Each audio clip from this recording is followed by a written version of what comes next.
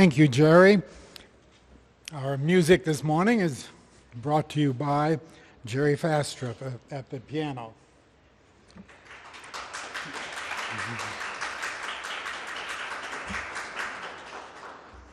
We are delighted that you've chosen to spend this morning with us at the Unitarian Universalist Fellowship of San Miguel de Allende, wherever you may be joining us from. We are pleased that you are here with us today. My name is Cliff Durand, and it's my pleasure to be your service leader this morning. I'm a member of the Social Action Committee and the Sunday Service Committee. UUFSMA is a welcoming community. We have members and visitors from the US, Canada, Mexico, and other countries as well. We are comprised of people from many religious traditions or none.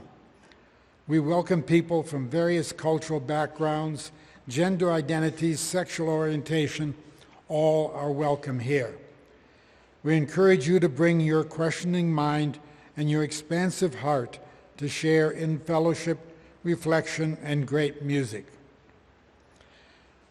Today our speaker is our own Bill Wilkinson, discussing volunteerism in rural education. Now for some announcements. After the Zoom service, you are invited to stay connected and visit with others in the main room for discussion with our speaker, who will be on Zoom today. Those who are with us at the Aldea can join us for cookies downstairs. If you're at home, you'll have to provide your own cookies. If we have any visitors here today, would you please stand so that we can see who you are and personally greet you at coffee after the service. And we have a very small number of people here at the Aldea this morning. No visitors. Finally, please check the order of service or our website, UUFSMA.org, to see the various events sponsored by the fellowship and information on how to become a member.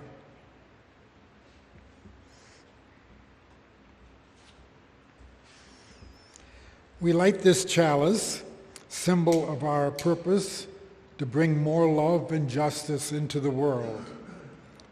We light this chalice knowing our congregation as a church dispersed across communities, not bound by walls, but connected through the web of life. Now, let's join our voices together in song, hymn number 118, This Little Light of Mine. I invite you to stand as you are willing and able. Words will appear on the screen.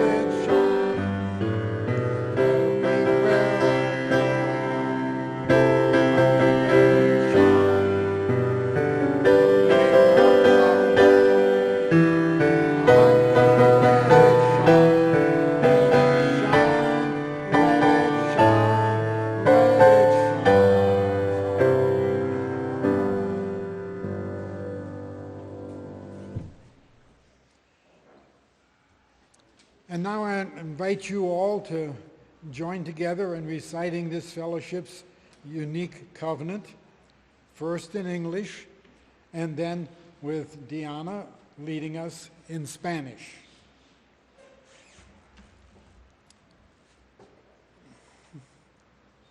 We respect the interdependent web of life and work for a just and peaceful world. We encourage the search for truth and meaning, strive for compassion in our relationships, and seek values that will benefit our lives and the lives of others. This is our covenant. Respetamos todos los estilos de vida dentro de su red interdependiente y trabajamos por un mundo justo y pacífico. Alentamos la búsqueda de la verdad y la comprensión total. Nos esforzamos por mantener compasión en nuestras relaciones y buscamos valores que beneficien nuestras vidas y las vidas de los demás. Este es nuestro convenio.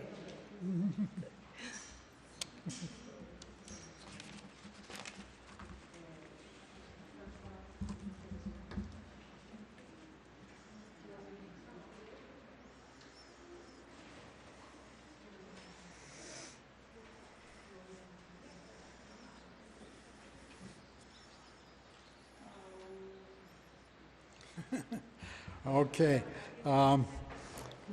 We don't have joys and concerns this morning, except that we always light a candle for the people of Ukraine.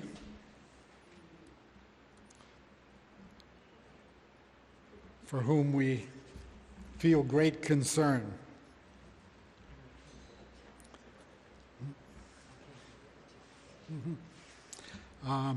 All right, so now we go to music, again from Jerry Faster, playing one of my favorite pieces, The Entertainer.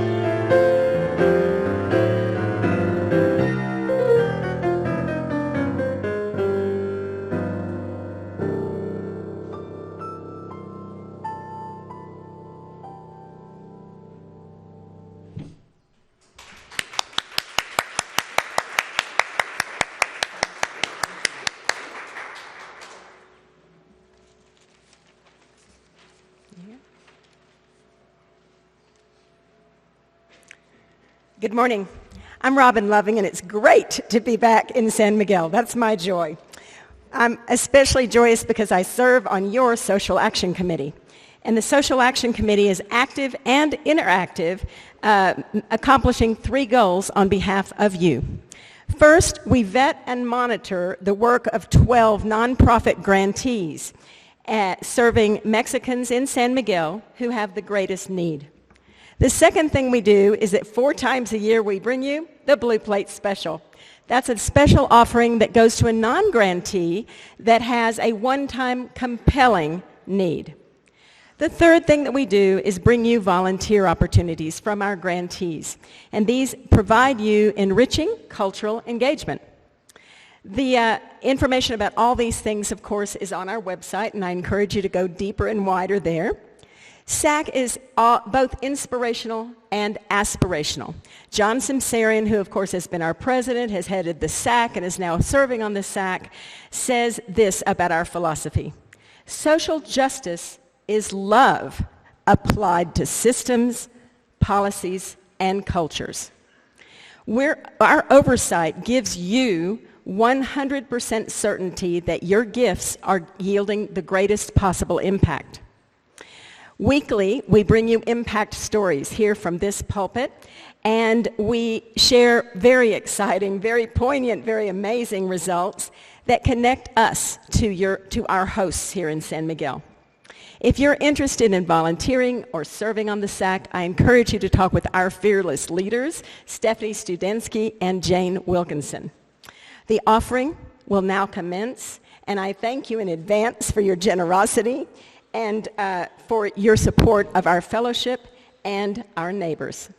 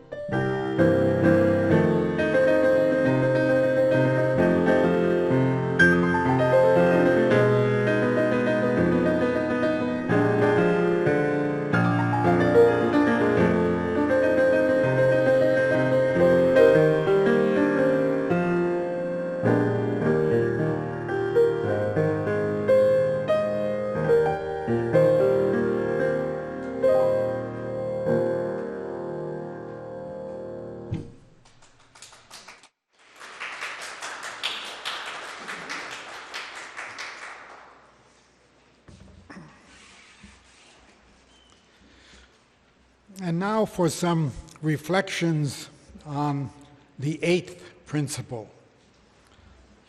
Many congregations have adopted an 8th principle. This is seen as an extension, sometimes controversial, of the familiar 7 principles. The proposed 8th principle reads as follows: we, the member congregations of the Unitarian Universalist Association, covenant to affirm and promote journeying towards spiritual wholeness by working to build a diverse, multicultural, beloved community by our actions that accountably dismantle racism and other oppressions in ourselves and our institutions. Close quote. The eighth principle contains a call to activism. It applies it specifically to activism against racism. As such, it calls us to act on the first principle, recognizing the inherent worth and dignity of every person, not just as a value we profess, but as one we act to make real in the world. As a call to activism, it can also be applied to all of our 7 principles, including the 5th principle on the democratic process. We all profess a belief in democracy, but often find it difficult to practice. We can see that in the bruising controversies this fellowship came through in recent months. Some found this controversy profoundly uncomfortable. They would prefer that disagreements not exist, or at least not be expressed publicly within the congregation. They long for a beloved community in which everyone just gets along with each other. This reflects a misunderstanding of the democratic process. Democracy requires an airing of differences. It requires debate. It requires voicing one's views and listening to the views of others with whom one disagrees in hopes of arriving at a common understanding. The Chinese have a democratic process they sometimes practiced: unity, criticism, unity. This starts from an expression of unity around shared principles within which criticisms can then be expressed. That then makes possible a new, higher unity as a result. There are those who want to skip that all-important middle step and thereby fail to arrive at a new unity. Unfortunately, that is where some still are within this fellowship. A beloved community and democracy are not incompatible. I believe they are organically connected with each other. The desire for a beloved community is the unity from which we start.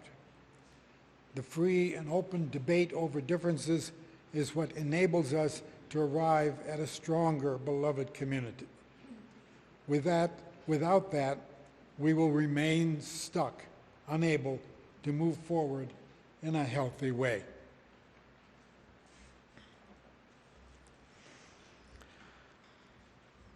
And now we go to our speaker today, Bill Wilkinson, who will be coming to us by Zoom. He decided to forego the beautiful sunny days we have here in San Miguel to go up to the rainy Northwest.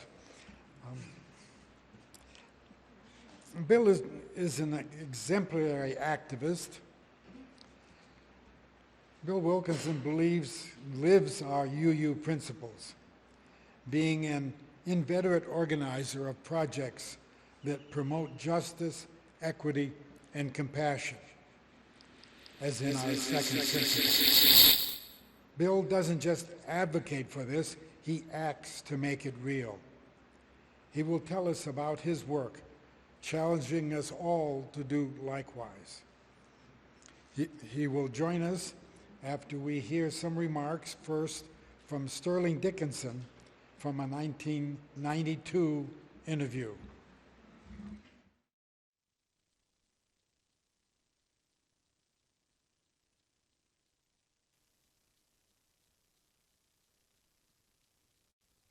You've done quite a bit of work with rural schools, haven't you, Sterling? Yeah, how did you? Yes. Of course, during the time I was working at the Instituto, I didn't have a chance to do as much as I would like to do, but today, since I'm really semi-retired at least, maybe almost fully retired now. I would disagree with that. Well, I mean in the sense of giving classes, you know, and being down at the school all day, because for many, many years I went at 9 o'clock in the morning and came home for lunch, went back at 3 in the afternoon, and didn't get out till 6. But I don't do that anymore, which I'm very glad of, because it's a rather boring existence. No, today I'm doing a lot of more work now. I go out to the ranches. I have about 208 schools now altogether, including kindergartens out on ranches, and I have visited all of them many times. I've just finished my 1,500th trip, I think, to ranches, which accounts for the fact that every 3 years I have to buy a new car, because the roads are simply terrible. I mean, really terrible. Some of them I can't even find now, having been there 8 or 10 times. You get to a place with 3 different forks, and you have to remember, no, it was the left fork, no, it was the right fork, no, it was the center fork, and you always end up by taking the wrong one. But anyway, it's very rewarding, because we do, for the Patronato Pro Niños, of which I'm a member of the board, I deliver shoes, and I also serve out medical slips, because that's the most important thing I think we do, because there are a great, great many kids on the ranches who never have a chance to see a doctor, and who have all kinds of medical problems which could be taken care of, but never have been and never will be unless somebody does something. That's right. So I get kids with cleft lips, hair lips, I get lots of epilepsy, lots of cases of bones that weren't set properly, club feet, crossed eyes, a great many, all kinds of other problems, skin diseases by the thousand, a great many things like that.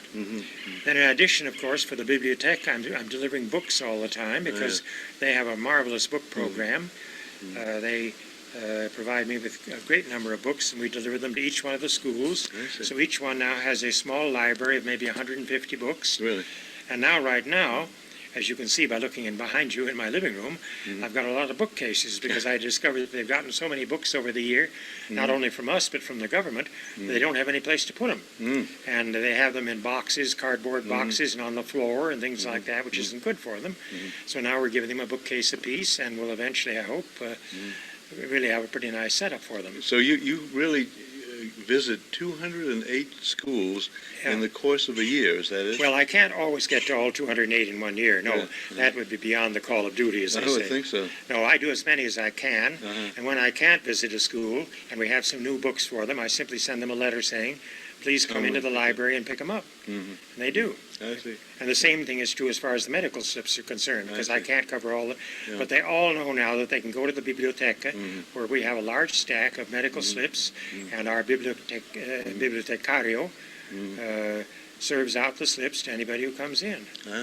Wonderful, that's it. They also come up to my house quite often, I might add, and they come a great deal to the house of Mrs. Velty, who heads the program. Oh, Louisa is the head of the program of the medical. For the Patronato, is that? She's the head of the medical slips and does a marvelous job. Well, Sterling Dickinson's words in 1992 are so true today. Mexican schools are still underfunded and short of resources. There are over 1,300 schools in 5 districts, with the headquarters in Dolores Hidalgo. The districts are based on the larger cities, La Paz, Dr. Moro, SMA, etc. About every 25 schools has an assigned supervisor. The classroom work is very structured, and textbooks are provided that must be followed. Almost all schools have a school day from 8 a.m. to 1 p.m. About 10 rural schools have longer days because their neighborhoods are considered gang infested, and the government is trying to occupy the students for a longer period to lessen their opportunity to get in trouble. Teachers are paid 9,000 pesos per month, or about 5,500 per year. Many teachers have second jobs teaching at other schools. My principal friend has a master's degree in education and is leaving her first job at 1 o'clock each day to go teach second grade at another school from 2 p.m. to 7 p.m. About 25% of the schools have some sort of internet, but very few computers. Whatever libraries they have are packed into the classrooms without a separate facility.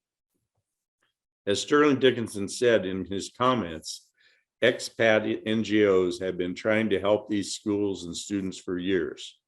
For instance, Feed the Hungry is providing food to 35 kitchens, and Patronatos Pro Niños runs medical vans to the villages on a 4 or 5 year cycle.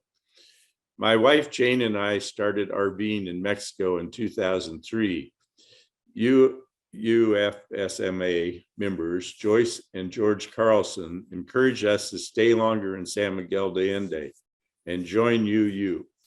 As we settled into San Miguel, Jane was the first to start, and she joined up with Jóvenes Adelante. I was a willing driver and began getting requests from Jóvenes for helping going to the campo. Jóvenes Adelante had a scholarship candidate in a rather remote indigenous village north of town, El Lindero. I took Paula McGuire and Marta Poog to vet this nursing candidate. Ceci was delightful and the definition of really dirt poor. We all concluded that she had to get a scholarship. She was awarded the scholarship that was funded by UU. The picture is Ceci with her family on her very first visit. Go ahead, Diego, with the picture. Ceci's the one on the left. The other gals are her older sisters, and then you see the mother and the father there. The scholarship paid 1/3 of the expenses for school. The family did not have funds to support Ceci, and she had a job that was taking all her time. We raised money for her that allowed her to cut down on job hours and concentrate on her studies. Betsy Davis knew all about Ceci's situation and convinced Jóvenes Adelante to start a special fund for such poor, disadvantaged students. The next two pictures are Ceci enjoying a Casa Feliz chocolate cake with her family on graduation, and Ceci with her mom. With my experiences with Ceci, I was curious to know who was the teacher that pushed Ceci to apply for a Jóvenes scholarship. I was introduced to Emma Guerrera, the primary teacher at El Lindero. She taught 6 grades in one room with 35 students. She could move flawlessly from one student to the next because she had a lesson plan for each grade. Thus began my work with now more than 3 rural schools. Emma welcomed me to her school and readily accepted any help that I could bring. This openness to work with gringo volunteers is not always the case, as many Mexican teachers do not want the assistance. My friends at Los Ricos are currently going through a problem because their long-term principal, Lucha, retired, and now there's a replacement. I am an organizer, fundraiser, and big picture person. Truth is that I have no teaching ability. I rely on retired teachers as my lead volunteers. I get volunteers with this educational background, and they do lesson plans for the others. Our first efforts at El Lindero were the enhancement of basic skills, particularly reading. Emma and I agreed that improving their skills in their own language was more important than teaching English in this remote village. We recruited many volunteers, including Mexicans, over 3 years to participate. It is always a challenge having enough car space to get the volunteers to school. I'm going to wait till the pictures catch up. That's my old tutor there. You'll notice Joyce Carlson with Emma Guerrera.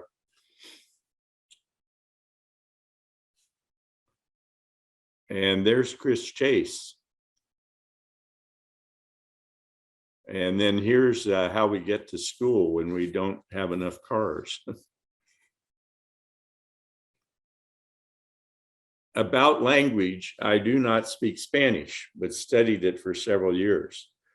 Often I can understand a Spanish conversation if I know the subject. This is not an ideal situation, but I have not let it hold me back. At Nuevo Pantoa and Ajito School, where I've been mainly working since COVID, the principal speaks no English. I communicate with her using Google Translate. It's funny watching us pound out messages for each other on our smartphones. I organized 2 major Spanish language events It was more important that the speakers could express themselves clearly rather than trying to speak in a second language. It took several months to plan the symposium working with my friend Carlos Martinez. This event, 5 years ago or so, was held in the Rosewood Ballroom and featured teachers, students, and community organizers talking about their rural communities. We did have simultaneous translation for the expats who could not understand. There was a mixed crowd of 135 Mexicans and gringos, and I still get compliments for the content. The second event was via Zoom last November. I proposed to Jóvenes Adelantes that we have a 2-hour discussion about water issues for the university students. I made this proposal in August while I was in Oregon. It was challenging to put a team of speakers from afar, but several Mexicans in the staff at Comunas de Agua helped. The speakers were all in Spanish and about 35 students participated. Besides Comunas de Agua, Roberto Robles, Yolanda Milan, Mario Hernandez from Charco, and Jesus Gutierrez from FAI participated. This group would like to hold a workshop next year to continue to inform the students of the water problems. About 4 years ago, the Mexican government decreed that English should be taught in the primary schools. This made it easier for us to find volunteers. We started an English teaching program at Salatrio, a rural community located at the far end of the Presa. Before the pandemic shut down, we had 12 volunteers going to Salatrio on Mondays and 4 going to Nuevo Pantoja to teach English every week. As a big picture guy, I always look for ways to improve the school and teaching experience. Libraries and computers are high on my list. I have 2 couples that have library backgrounds and like to build libraries. The Caldwells built the library at El Lindero. Elaine McElroy and Stephen Russell built the library at Salatrio. Those are the bookshelves going in there.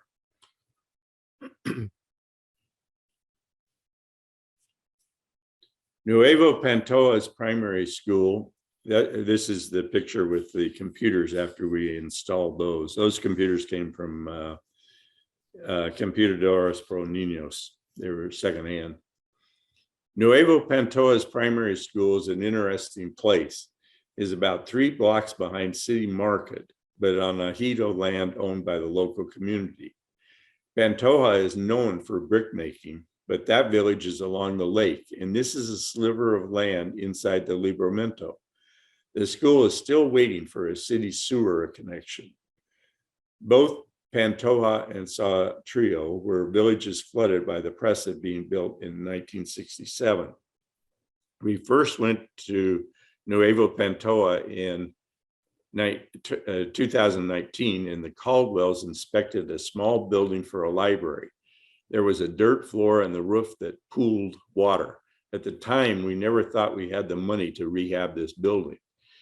In 2021, I inspected the building with Rafael Franco, the retired architect working with Feed the Hungry to build kitchens.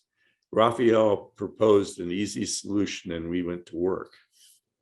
He's become a real friend of mine that we communicate practically weekly when I'm in San Miguel. We finished the library in January of this year, and it has 400 books and 16 Chromebooks. This is the 3rd time we've installed Wi-Fi from the internet company, IENTC. We put 8 used computers in El Lindero, 12 used computers in Salatrio, but for Nuevo Pantoja, we bought new Chromebooks. Betsy Davis was a key contributor to this library and computer room.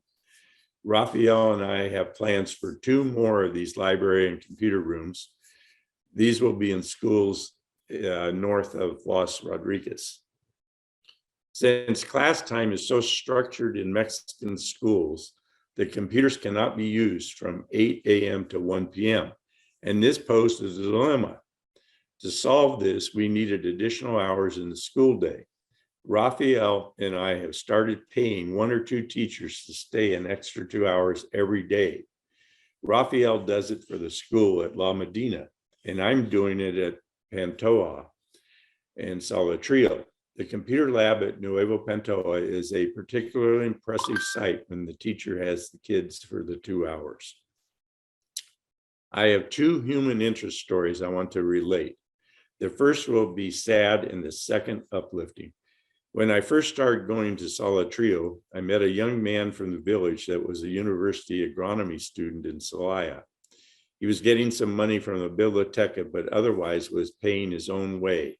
His parents were an elderly couple whose livelihood was fishing in the presa. I introduced him to some programs at Via Organica and bought him some farming books.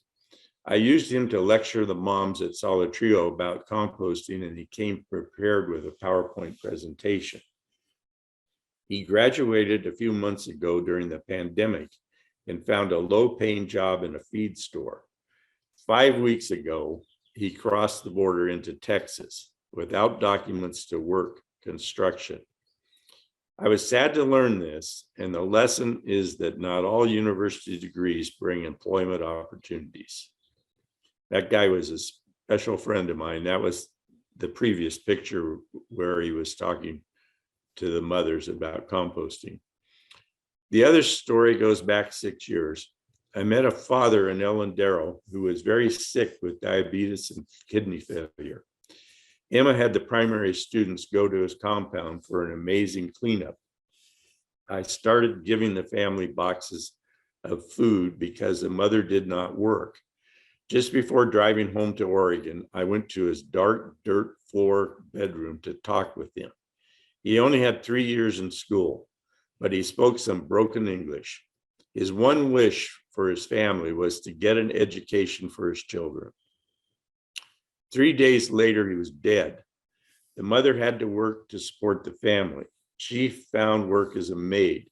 The oldest daughter already had a baby, but the 4 younger kids have stayed in school and are finishing high school. The 2 boys are planning to attend college. I was really happy to learn these things. The family I'm talking about is on the left. There are the four people to the left. The other family is the second family. We're in town buying uniforms on that day. Another project I worked on concerns contaminated water. In 2020, I had a dentist inspect teeth at Salatrio during a career day. She reported to me that the teeth in the village were bad due to arsenic and fluoride, and a well test proved her correct. The Salatrio Primary School building has 3 classrooms under one roof, which made an excellent area for collecting rainwater. We asked Caminos de Agua to help with a cistern project, and we had a fundraising pancake feed to raise money. Among other things, Caminos de Agua helped with the all-important community organizing. The project was completed and feeds 2 10,000-liter tanks. Arnie Hook, Andrea Abbott's husband. Andrea, you'll remember, was a popular visiting minister at UUFSMA. Arnie follows my projects and helps with the work whenever he's in town. We like to joke that we put him on the roof at 9 a.m. and took away the ladder until 2 p.m. in the afternoon. Arnie's a real workhorse. That was him on the roof right there, the previous picture. These are the 2 cisterns we bought. After getting these cisterns, the mother and Salatrio have organized themselves and are now building cisterns and composting toilets at their houses. Caminos de Agua is very proud of this group and uses it as an example of how villages should operate. I made a specific effort to create opportunities and events that play to volunteers' strengths and interests. Here are some examples with pictures. I've created opportunities for Nora Cohen to read her books to the students. Bram Morrison is a Canadian singer known for the group Sharon, Lois, and Bram that sang children's songs. I propositioned him during coffee hour one Sunday, and he delivered with a beautiful program at Allende. That I guess the message there is it's dangerous in coffee hour if you see me lurking around, as I may ask for help. Amy Shadwell is known by many of you as the garden person. She's been working on school gardens for me for several years. Amy has failing eyesight, but she manages to get to Nuevo Pantoa at least 3 times per week to ensure the garden is watered. Polita has an organic nursery in San Miguel Viejo. Don Zealot, a really helpful volunteer of mine, learned about Polita and went to meet her and buy seedlings. She told us that she would like to speak to the students. We immediately accepted that proposal and brought her to both schools. She came prepared to talk, and she had seeds for the students to plant. It was a great educational event for the kids. Over the years, I've tried to work with other NGOs. We've used our house for lodging. Recently, we had 2 doctors that were working with the deaf school. And we've had the author and his family for Libros para Todos. I've volunteered my time. Of course, I like to encourage other NGOs to include my schools in their programs. The high school for Solitrio is Augustine Gonzalez, about 1 mile away. This is the rug hooker town. The facility is the high school for 25 surrounding villages. For enrollment, they are only getting about 5 students from each village. The total is about 125 students. This reflects the sad dropout rate, which starts in secondary school. We are now giving small scholarships to all Solitrio students in 9th through 12th grades in a program similar to what Mujeres en Cambio and Los Ricos are doing. We hope this encourages them to stay in school. Those are our scholarship students with Jane and myself in the picture. When you work with the rural villages, you get included in their lives and traditions. It's not just a language issue, but you have to be aware of the culture and know when to do things their way. More than once, I have given up on a great idea because it's not working for the community. This also applies to ideas that my volunteers might have. Jane and I are routinely included in the events at the school and at teachers' homes. We've been to a couple of quince birthdays, posadas, etc. Usually we're the only gringos there. Occasionally I fill our car with other people when I have the opportunity. My subject has been volunteering in the campo and in rural education. This is the area that lies outside the San Miguel bubble. The difference in economic conditions is enormous, so the needs are great. Many NGOs are focusing on this, and I'm one of them. Volunteering is easy. Be ready to go for at least several weeks. Be able to follow directions. Make your interests known so that there's a fit, and be ready to interact with the kids. What volunteer organizations want more than anything is a strong commitment to stay with a program over a period of time. Whatever your talents or interests, there should be a fit. For one thing, you all speak English, and there are many organizations that need help with English instruction and tutoring. While I have an unlikely background for doing this work, it works for me. I particularly like having multiple things happening at once. Right now, I have a team led by 2 retired teachers that are working on reading skills at Nuevo Pantoa. Diana Ezkizian is on the team. We're working with 5th and 6th graders as they will drop out of secondary school if they're not reading. On another school, I've got Barbara Unger going to Solitrio weekly to play music and sing with the 1st graders. She has her own keyboard and she sings in both English and Spanish, and it's a real hoot to watch her because she gets up and dances around with the kids following her while singing. The last picture in this series is Dick Steiner playing King. And my question is, who's having the most fun, Dick or the kid? About a year ago, Jane, along with friends in Oregon, have organized our work under a 501c3 named Apoyo Escolar. And this has assisted us with raising money. I wanted to make a special thanks to all my volunteers. I wasn't able to name all of them today because there's so many, but you're the ones that make all these programs a success. And I very much enjoy working with all of you. Thank you for listening and looking at the pictures today. I'll stay on the Zoom after the service is over and answer any questions you may have. I'm going to ask Diego to run a final video that I just got a couple of days ago. This is from Nueva Pantoja's Mother's Day, and the dancers are Don Diego and Tony, and they're the two teachers that I pay extra to work 2 hours a day extra. And they came up with their own dance here, and it absolutely blew the mothers of that school. It just overly impressed them on what can be accomplished. That school was heavily denied any resources because of being on a Ejido land. The blue sunshade over their head is paid for by the government, but that's like the only thing the city's done for them anytime recent. It's dirt roads around there and no sewer. So Diego, go ahead and run that last video if you can, please. Ay de mi llorona, llorona, llorona de un campo lirio.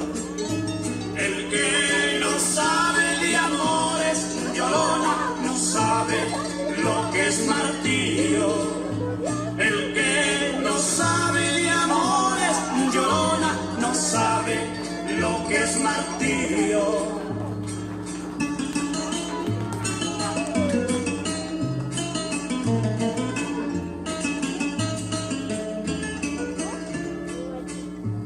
No sé lo que tiene las flores, llorona, las flores de un campo santo. No sé lo que tienen las flores, llorona, las flores de un campo santo. Que cuando las mueve el viento, llorona, parece que están llorando. Que cuando las mueve el viento, llorona, parece que están llorando. Ay, de mi llorona, llorona, llorona, llévame al río. Ay, de mi llorona, llorona, llorona, llévame al río.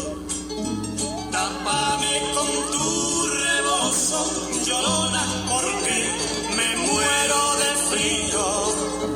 Tápame con tu rebozo, llorona, porque me muero de frío.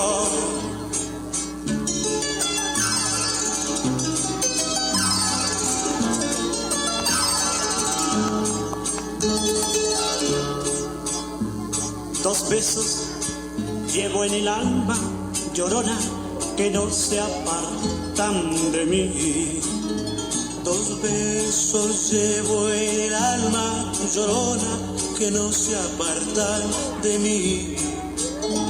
El último de mi madre, llorona, y el primero que te di. El último de mi madre, llorona, y el primero que te di. Ay, ay, ay, ay.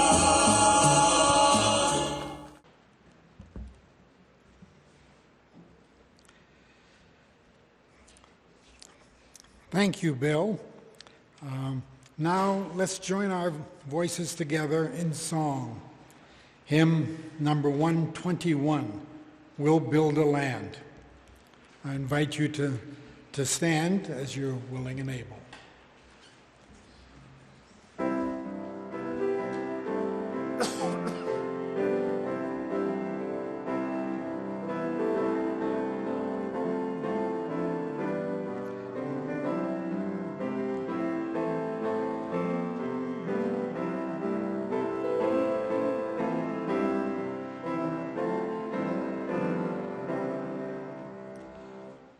We'll build a land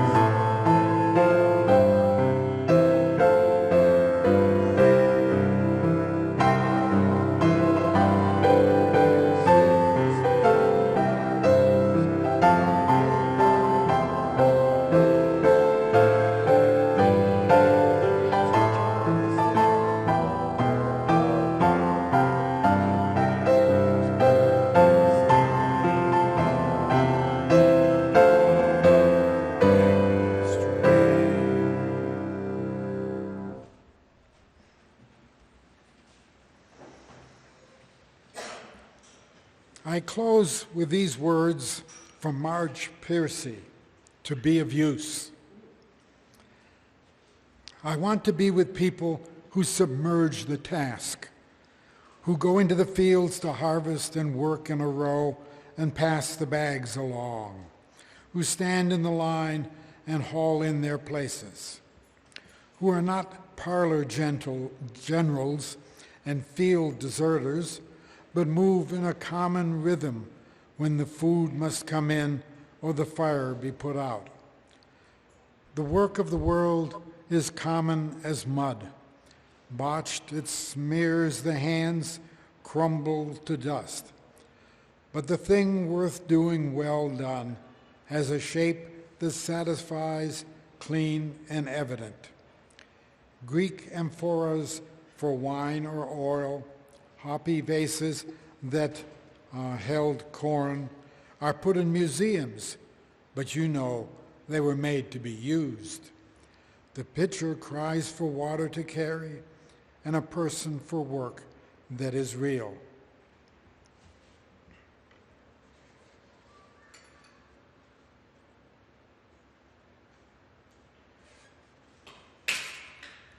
Following the postlude, remember to stay connected to Zoom for discussion with Bill.